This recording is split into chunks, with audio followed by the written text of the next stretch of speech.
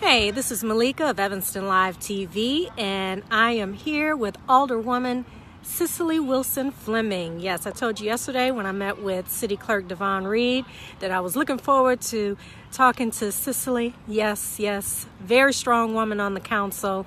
Many people are quite afraid of Cicely. She doesn't agree, but I hear the people. I get out there and I talk to the people, so we're going to get some comments from Cicely, hear her opinion, because this woman, she gets that 500-page packet, and I believe she is one of the aldermen that actually reads every page. I mean, you could tell that she reads every page because she's got a question, she's looked into it, and we love that about her. She's a tough lady. She's a tough lady. Devon was right. She was like, yeah, she's a tough lady. So let's get a few words from Cicely. Let me turn this around here. Miss Fleming, or do I call you Wilson Fleming? It's actually Fleming. I think just on Facebook it's Wilson Fleming, but it's actually just Fleming. Yes. Thank you so much for your time today. Yeah, sure. Yes. So, as I stated, when I go to a council meeting, it's like I know all the aldermen work really hard. I mean, I don't know that I would trade places with any of you, with all those issues coming at you left and right, all those concerns from the people, all those opinions, can't please everybody. And you all have those large packets that you have to read, 500 pages. And I swear, Cicely, you are definitely one of the aldermen up there. I'm like, she read every single one of those pages. Am I right? I do, and I think my peers read as well. I mean, I read it. One, I have a learning curve, and so it's my first year. I'm just finishing, and although I was participating in city government beforehand and, keeping up with city council, now I take my job very seriously. Yes. So I do read it all. I try to ask questions of staff and get any background information before I get there on Monday, because I also am conscious of people who are there watching on TV, and that we can go very late. Yes.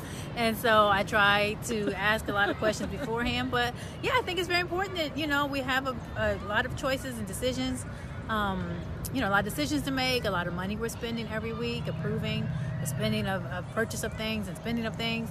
So I do read the packet, and I do try to ask questions. And sometimes, I know the answer to the question, but I want to make a public, statement, so that people in the community understand that, what my focus is and where I'm coming from. But it's a challenging job, as you said, and, being new, I do want to be taken very seriously. I do want to be seen as someone who's knowledgeable. So I have to do my homework and to get the job done. And you do that. You definitely do that. So, you've developed this reputation around Evanston where people need to be on their P's and Q's before they come before Alderwoman Cicely Fleming. I don't know if you know that. I did not know that. Because sometimes I often feel like people are not on their P's and Q's, so that's good to know. See? So what is it that people need to prepare before they come before Alderwoman Oh, well, people Fleming? I'm an everyday person. I don't think you need to prepare anything, right? I know more about city government than, citizens who are not on city council, because they're not reading those packets as they don't need to. I want people to come to me and ask questions. I hope people don't fear me and feel like I'm unapproachable. I definitely don't want that. My skill strength is not patience, so I think maybe sometimes that comes across, and I try to work on that. That's why I'm not a teacher, because I'm not very patient. But I do want people to be able to come to me and ask questions. I hold a ward meeting every month. I alternate between Saturday mornings and Thursday nights. I try to be convenient and accessible to people. So I don't expect people to know everything that would be silly. They don't have to ask me anything if they know. I expect them to just be interested. It is easier for me as a person if people come with an open mind. So if they have a question or concern, that they are open to hearing the other side of it, open to hearing why I did or did not support something, versus just telling me that I'm wrong because I didn't agree with them. And I try to also be very diplomatic and tell people, I have an opinion, you have an opinion, but we are two people in a town of almost 80,000. 80,000. So I can't please everybody, and that's not what my job is. My job is to make what I think is the best decision for my residents and residents of the city at large. So, and making those decisions, sometimes people like them and sometimes they don't. And I just ask that people are respectful, that they're patient, and they understand that I am doing what I think is best. And then, I often tell people too, this is, kind of a thankless job, but this is democracy. So if people don't like what I'm doing or what their elected officials are doing, they can run in 4 years and they can make the decisions. And then, that's how democracy works, is everyone has a chance to give their input. Okay, so say a person they're passionate about a project that they want to see happen in Evanston. Mm-hmm. So what would you suggest that they prepare for you? Because you do have this reputation where people really feel like they need to be on top of their stuff, like every I dotted, every T dotted, and prepared to answer your questions. So what should people have prepared before they come? I think you should just have your question, right? And I think that sometimes, our news media in Evanston is not like the Tribune and the Sun-Times, right? And so sometimes people read things in a news outlet and they take that as fact. And so, again, I ask people to come with an open mind. I think if there is something that you really want to happen, I think you should just do your best in making your case, as you would with anything else. So if you're going to go to your boss and ask for a raise, you're going to tell them all the great things about you and why you deserve the raise, because you want to push your best foot forward. So I think it's the same thing if you're advocating for something you really want in the city. It's not about you, begging or groveling. You just want to make your best case. And I think in doing that, myself or us as a city council as a whole might agree and might approve whatever the project is, or we might decide that's not best for the overall city. But I think really if people can just keep in mind that they are one person in a larger city, and we have a lot of needs, we have a lot of expenses, we have a lot of staff, and we as a city council need to try to balance all that the best we can. And so just because we don't agree or don't support one issue that one person has doesn't mean we are anti-citizens, or that we are, doing things that only benefit the 9 of us. The 9 of us are very different people and have very different interests and passions, as you probably see if you watch City Council. Yes. None of us are getting rich on City Council. I've had people say, oh, well, you guys must be getting paid off by the developers. And I said to her, well, we're not getting paid very much because we haven't really improved any development. So, if our motivation were, some kind of, if there was something illegal that we were doing, then there will be more development in town. As you see, there's been some real battles about development, and we all often don't agree on what development should be. Harley Clark, the one across the street from Robert Crown, Parade, the one going on top of Tommy Nevins, or where that used to be. I can't remember the name of that one. That was a very long process. We have a couple more coming down the pike this summer. I'm sure those will be very long. But I think even with them being very long, people should be encouraged to know that we're doing our due diligence. We're not just, we're going through a process. It's not just the developer comes one time and makes his pitch and we're approving it. There's a process people have to go through if they want to do business in Evanston. And to me, that's good government. Okay, now the program cuts. I know I'm not the only one. I talked about this with City Clerk Devon Reed yesterday. Some of those programs, I didn't even know what they were. I didn't know how well they've done over time. Right. So are they going to send out another one, or is there a link? So I actually haven't looked recently. When I spoke to the city manager about this, in terms of the initial presentation of it, and other council members did as well, we realized people needed more information, not just the name of a program and a couple of sentences and a cost. I think part of that was tailored so that it could fit on the SurveyMonkey engine. But there should be another link on, and I actually can double check that and send it to you, where you can click on a link to kind of get more information. And that should have more information about the program, more information about the costs that are up there, because it's the net cost. But so the budget process, when we first talked about this a couple months ago, is very supportive. I do think we need to have participatory or priority-based budgeting, where we look at just what we've done. So what we're required to do by law, and then what we're not required to do, and what can be covered by someone else. So like the mental health board, of which I am the liaison, which I care a lot about, that's not something we're required to do. We do it as kind of a bonus here in Evanston. My concern is if those programs were cut, because of the way funding comes from the state of Illinois, or doesn't come from the state of Illinois, a lot of our nonprofits might have a gap. But at the same time, some of them would stay afloat. So that's something we'll have to balance. But in hindsight, I wish that we had more discussion on the council, or more public discussion about how we came to the program list that is out now. Yes. Because when it did come out, if you remember that meeting several weeks ago, even as the council, we were kind of like, okay, this is the first step, and we had a conversation about it. But the plan was where we are now, to get it out and get it online for people to comment for. And I think even as a city council, we weren't quite sure we were ready for that. We needed to have more discussion. But this is a process. I think it's a learning process. Ideally, if we do something like this next year, we would have worked out the kinks. Mm-hmm. And what I also tell people is this is a process for you to give your input. Mm-hmm. But that does not mean that we are going to do what you say, right? And so if we have 3,000 people that say, save the trees, again, as I say to everything, we have 80,000 people in the city. So 3,000 is a big number on a survey, but it does not mean everyone in the city feels like this is a thing we should do. And I'm going to push to make sure that we use a better equity tool when we're looking at these things, because I know from looking at it myself, and other people in the community have voiced a little concern about programs like the outreach workers and the free summer food program and the bus, other programs that we know are set up to serve populations of people who are not going to come to city council, right? Who maybe are not going to fill out the survey, and who different programs really feel a need for them, and keep our kids fed, keep our streets safe, keep our youth working, our elderly taken care of. Yes, so it's like, how can some of those programs even be up for discussion? Are you kidding me? They shouldn't even be on the list. And they're there because according to the way we did it, we're not mandated to do them by law. They're kind of, I don't even want to say extras, but they're not mandated programs. Right. So, but I considered mandated. It's like we have to shovel the snow or pave the street.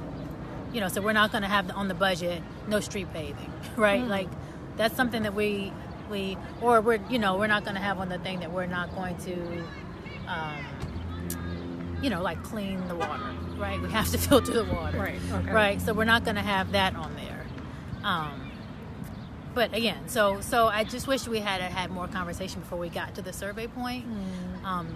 And because I also don't want to set up a situation where staff start to feel like they're really worried for their job, right? This has come out in, May, sorry.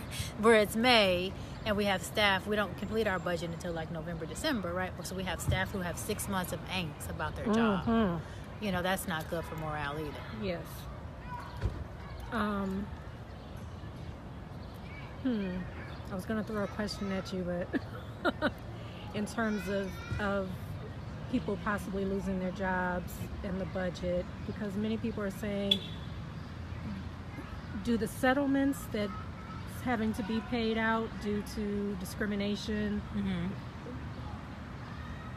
is that really having an impact? Could that save someone's job if we didn't have to pay? Well, the settlements that we have paid since I've been on city council have come out of insurance. Okay. So we have just like, if someone unfortunately, trips and falls on the sidewalk and they sue us, we have insurance policies for that. But again, it's never good to be paying out money that you don't have to pay out, right? So just like if you have a car accident and you file an insurance claim, the insurance pays, they then might go back and readjust and you pay a higher monthly fee. So it's never good to be in a situation when you have a lot of liability, which is also the reason why for me capital improvement projects are so important. The Robert Crown project, although it's very expensive and I'm concerned about ultimately how we're going to pay for it, the building is becoming a liability because it's been so under maintenance.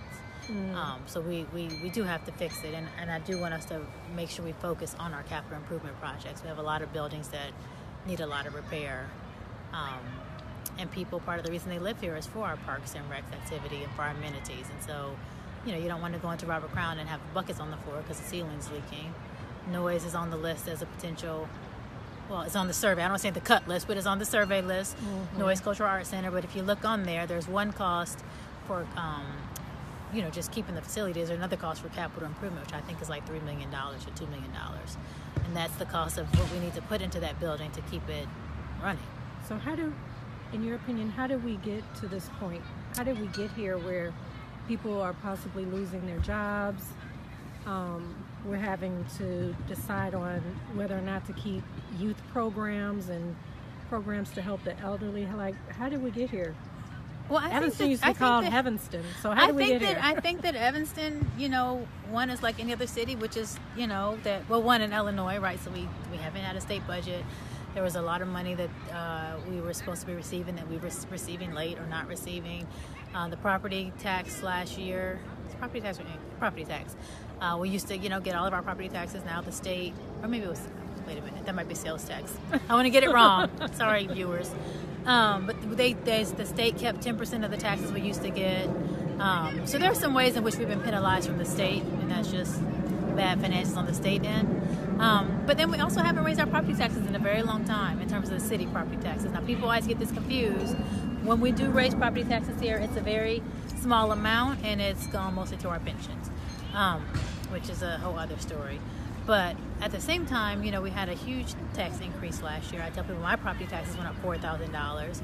And that was because the county assessed my home value, and we had the District 65 referendum.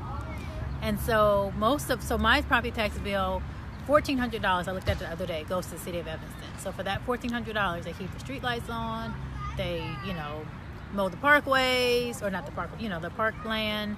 They pave the streets, they shovel the snow. All of those things are happening out of my $1,400. Meanwhile, at the District 65, I think I pay $8,500. Now, granted, I have kids in the district, so it's a value to me, but everyone doesn't have kids in the district, right? And so we have been cognizant of not raising our property taxes because there have been increases on the county and our school board levels. I live in the Ridgeville Park District, so I pay a Ridgeville property tax. We pay water reclamation property taxes. And so the city really, when you look at the overall tax bill, only gets about 15% of your tax bill. So we're not really getting as much as people seem to think. A lot of people think they write their property tax and we get all of that. We only get about 15%. And because we haven't raised that, but we've continued to raise our salaries at the city level, we've continued to raise, our police and our firemen get about a 2.5% raise every year. So we have a lot of personnel costs that are kind of built in with union contracts. So this year we're going to try to be much more aggressive in asking our unions to not expect such a high increase. Because when you give a policeman a 2.5% raise, you have to give a fireman a 2.5% raise. And then we have unions within the city that we give a raise to. And then we have some non-union employees, and we want to make sure that they're fairly compensated too. So we can't just not give them a raise because because they're not in a union. So we do try to be fair in our wages. And so that's a lot of money, right? And then we have our pensions that are underfunded. So we try to put money into our pensions on a regular basis.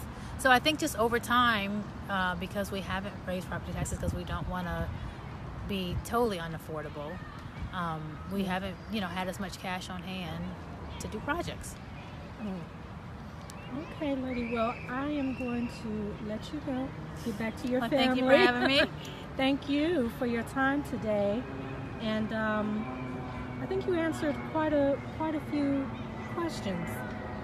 Yeah, well, there's a lot to know and learn and understand the city, but hopefully through myself and your representative, whoever that might be, they're accessible and they answer questions for you as well. Okay. Thank you so much, Alderwoman Cicely Fleming. Thank you.